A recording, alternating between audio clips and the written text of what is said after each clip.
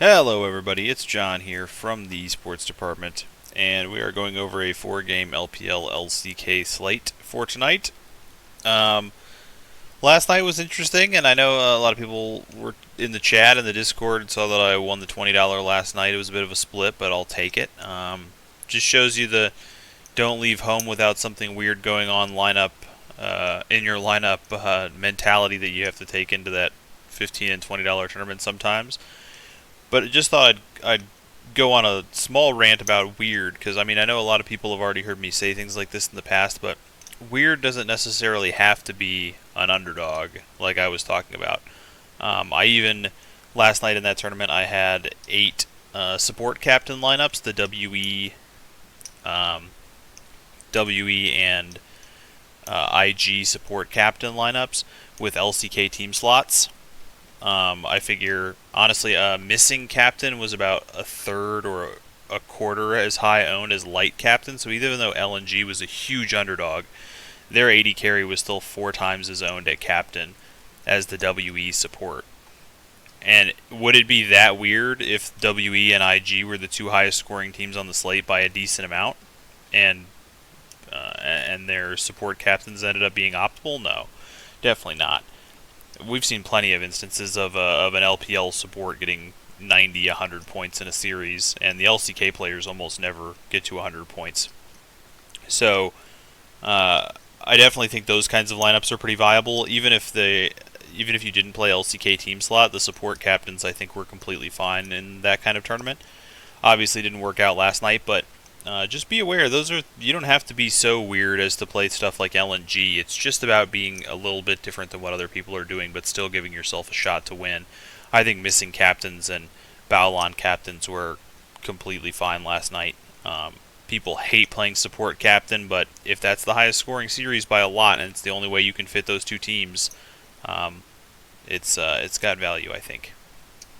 So, going over to tonight's slate, we now have some stats for the LPL, but it's really important that people not overreact to the stats that we have, because most of these stats are going to be huge numbers, either plus or minus, because these teams have only played 1 series.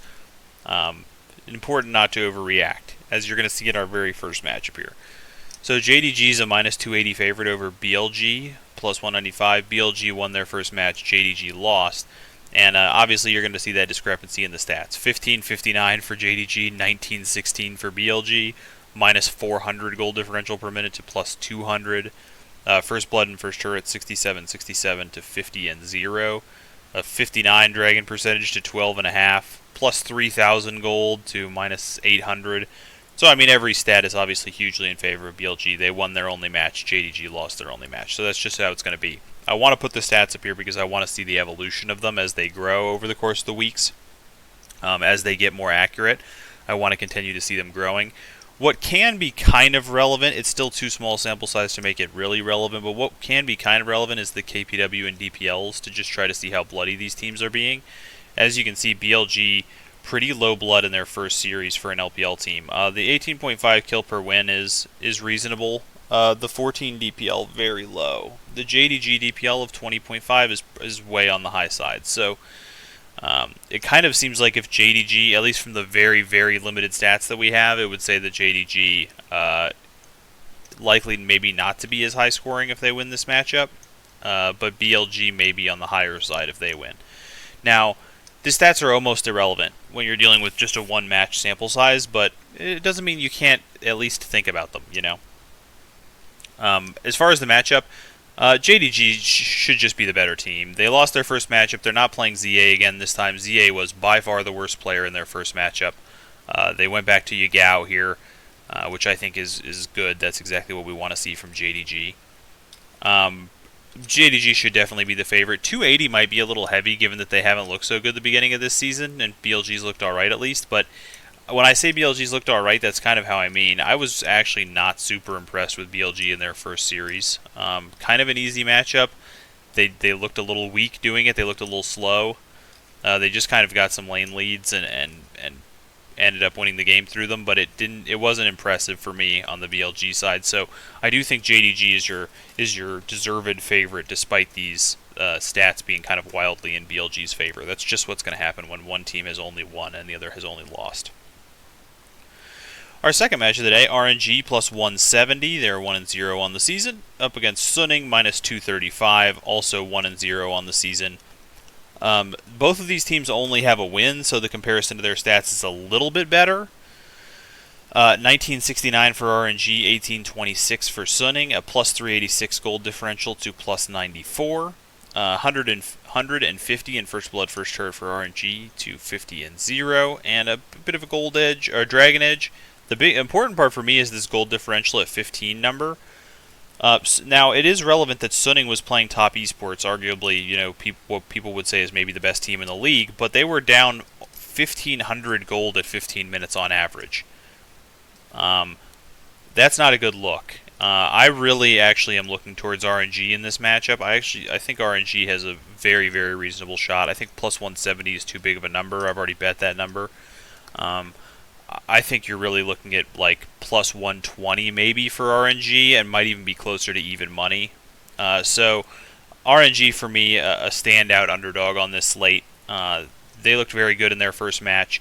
Suning, I did not think Suning looked that impressive in their first match. They got beat up in the lanes. Top Esports made some pretty uncharacteristic mistakes, and Suning capitalized on them and came back with later game compositions. But I was not that impressed with Suning in their first match of the season, and RNG was pretty impressive looking. So, I mean, obviously I think RNG, you can't put them at better than even-ish money or plus 120-ish. Suning has to be the favorite to some degree or another. But you're looking for an underdog with a shot to win. I think RNG is all over the top of that. I kind of really like RNG in this matchup, actually. Let's take a gander over to Korea. And when we talk Korea, we are talking last season stats because these teams haven't played yet. Obviously, some of the stats are going to be relevant to some degree or another, and others aren't. The first matchup is Nongshim Red Force, minus 210, up against Live Sandbox, plus 150. Last season, if you compared these two teams, Sandbox would have probably been a small favorite. Sandbox hasn't changed the roster too much, other than getting a pretty hyped up jungler added into the mix. Nongshim Red Force is a team that I think people who've watched the Gold Card podcast and stuff know I'm pretty high on. I kind of like the capabilities of this team. I think Diokdam's a pretty good AD carry. I think Peanut is a very good jungler. And if he can, more so than even Peanut being a good jungler, I'd just like to see him bring that aggression level to the LCK, because I think there's wins that you can just get that way. And obviously I think Rich is very good. I think Rich versus Summit is the matchup to talk about in this matchup, assuming both guys are playing on form. The odds seem, obviously there's VIG built into the odds that I have here, but if you were looking at minus 150, plus 150, that feels about right to me. Sandbox definitely an underdog that's extremely capable of winning this matchup, though. If you're looking for an underdog to play, I think Sandbox is right there with RNG on my lips as a team that I'd be considering. There's some interesting stuff going on in this slate when you look at this last matchup, too. So in this one, I think Nongshim should be like minus 150, maybe even slightly closer to even money, maybe more like minus 140. But you're looking at another good underdog here in Sandbox. On the Red Force side, though, I don't think you're going to expect high scoring from them. We'll have a look when we see the projections, but I'm guessing you're not expecting big scoring from Nongshim. Sandbox was a team that didn't mind giving away some points, and I'm hoping that Nongshim with Peanut has moved in a more aggressive direction, so maybe you take a little gamble on them in the big GPPs, but in general, I'm not expecting a high scoring matchup from Sandbox and Nongshim. The last one, DRX and Afrika. DRX at plus 105 and Afrika at minus 145. For me, this was the matchup that most stood out as the odds just being like vastly incorrect for me. I pounded Afrika at minus 145. Afrika has a team of all good veterans, and DRX is playing with mostly people brought up from their like not super exciting challenger squad. I mean, P06 obviously a great jungler, but I don't know that they have an advantage anywhere else in the map. You could say they have an advantage in the jungle with P06 against Dread. Anywhere else in the map, I think you're looking at an Afrika advantage. So plus 105 versus the minus 145 of Afrika, I have to feel like there's some holdover from last season's DRX to have DRX even in the conversation as like plus 105. I mean, for me, this is like a plus 300, minus 300 matchup.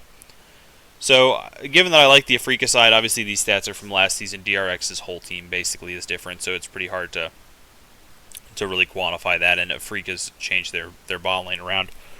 The stats not too relevant in this one, but yeah, I like Afrika quite a bit, and I also think this matchup has some potential for scoring. I'm not usually a fan of the LCK, but I think there's a decent chance that this matchup has some scoring potential, and I can kind of see it. I'm just looking at support right here, and Becca is showing up towards the top of potential scorers there, so maybe the projections recognizing that to some degree or another as well. Has them above Red Force, has them above Swanfong. Yeah, I could see that. I could see this being a reasonably high-scoring matchup. I really could. DRX, when you bring guys up from those challenger leagues, those tend to be bloodier leagues than the major leagues, and so you're bringing up some players who are probably used to playing a bit of a more aggressive style than what you normally would see in the LCK. And Afrika was a team that didn't mind scrapping. It has always been a team that doesn't mind scrapping. So when you bring them up and have them play against like some guys from the challenger league, I feel like Afrika's a solid play in this setup. Let's have a look over... Well, let's do some ownership real quick. It feels to me, from like just general word I'm hearing on the street, that some people are excited about the DRX lineup. I just generally don't agree with that. I think it's pretty tough to tell. I guess Sunning maybe might end up being the highest owned team, just because they just beat Top Esports and people remember them from Worlds. I'm going to go with Sunning, JDG as the top two. But I could see RNG and BLG being right up here, especially after we had last night's issue with subs. Probably keep some people away from some of the LCK matchups, fearing what happened last night with T1. Probably you're still going to see... I'm going to go Red Force and Afrika here, but I'm not 100% confident in that, to be completely honest with you. And then I definitely think it's like either RNG or BLG. It might even be BLG RNG. And then I think your two lowest owned teams are probably Sandbox and DRX. I'm going to go DRX and Sandbox as the lowest owned team. So if you're looking for some leverage, I mean, I think Sandbox is going to be among the lowest owned teams, and I think they're extremely capable of winning their matchup. It's also possible that because the books don't agree with me on the first matchups, that somebody like RNG might be one of the lowest owned teams. But I think people are going to be pretty wise to the fact that RNG is capable of battling with Sunning. People were pretty low on Sunning going into their first match, and then they beat Top Esports, so people should definitely have improved their opinions. But I don't think they'll have improved them enough that RNG will be the lowest owned team or anything like that.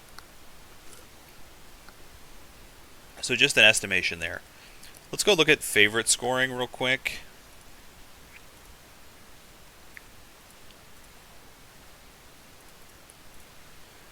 So it's got Red Force and then Afrika, so it actually has both LCK teams on top in the top lane. That's a trend that we've noticed, actually, that the LCK teams getting higher projections in the top lane. Playing LCK top laners definitely a thing. In the jungle, it goes back and it's JDG there. SOFM actually with the lowest projection if they happen to win. In the mid lane, JDG on top again, Afrika, Red Force, and Sunning coming in fourth. It looks like this must be that Fantasy Labs has an expectation for Keen. I'm not 100% sure between Keen and Fly. That could go either way for me. At 80 carry, Loken and Bang up top. So Afrika, it's fitting in with my theory that Afrika is looking pretty good and Sunning maybe not looking super hot on expectations. Support position, Lumao. Not surprising that Lumao's up top. He's a pretty high scoring support as far as those things go. So it looks like, generally speaking, it's saying JDG is where you want to be at, and then probably Afrika as the next highest scoring team. That's reasonable, I think. I really think that Afrika DRX matchup has a pretty high potential for scoring, so I can understand where that would be coming from. If you were looking at cash today, Let's see, Najin, or Nongshim, I have to get used to that, man. For people that don't know, Najin Sword and Najin Shield were teams forever in the LCK, and so whenever I see it start out with that, I always assume it's Najin. My brain assumes it's Najin. It looks like the biggest favorites are Sunning and JDG, so let's see what kind of different things we can get. JDG feels kind of like a lock play for cash. But let's see. Let's start with Sunning. What do you get on a JDG Sunning? Let me lower this just in case. Okay, so JDG Sunning, you're looking at 585.3. If we switch over to JDG Afrika, 639. That's like a pretty monstrous difference. And if we switch over to Red Force, I assume that's not going to make any positive differences.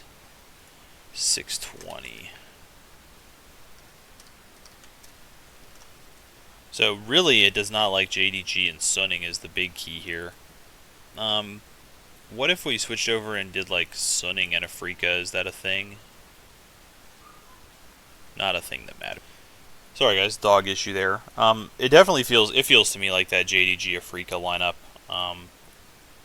Really feels like it has the best upside and floor, to be honest. I think Afrika is a way bigger favorite than they're giving them. I might switch around this. It's giving you Bang Captain with 4 JDG. Oh, that's the only way you can fit it.